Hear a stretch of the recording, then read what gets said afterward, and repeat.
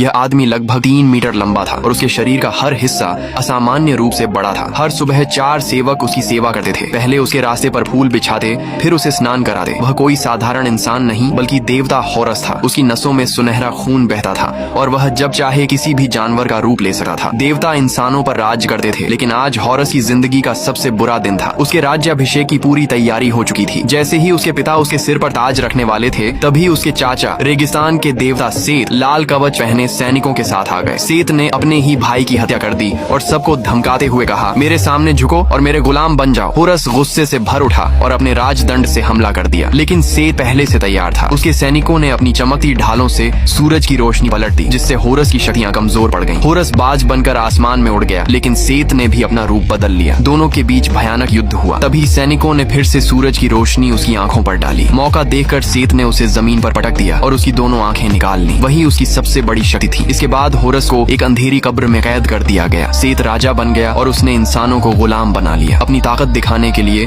उसने एक विशाल मीनार बनवानी शुरू कर दी। ये सब देखकर बेक नाम का एक चोर होरस की आंख वापस लाने निकला। उसे 3 खतरनाक जालों से गुजरना पड़ा, जहरीले बिच्छू, घूमती हुई धारदार मूर्तियां और टूटी हुई जमीन। आखिरकार उसने होरस की एक आंख हासिल कर ली, लेकिन बाहर निकलते ही सैनिकों ने हमला कर दिया। बेक ने आंख की तेज रोशनी से उन्हें कुछ पल के लिए अंधा कर दिया और अपनी प्रेमिका के साथ भाग निकला, मगर रास्ते में उसकी प्रेमिका को तीर लग गया और उसकी मौत हो गई। बेक होरस की आंख लेकर उसकी कैद वाली कब्र में पहुंचा और अपनी प्रेमिका को वापस जिंदा करने की विनती की। होरस ने कहा कि सिर्फ एक सच्चा राजा ही किसी आत्मा को मौत के बाद वापस ला सकता है, लेकिन एक आंख के सहारे वह सेत को नहीं हरा सका। इसलिए दोनों ओर मदद की तलाश में एक रहस्यमयी ब्रह्मांडीय द्वार की ओर निकल पड़े।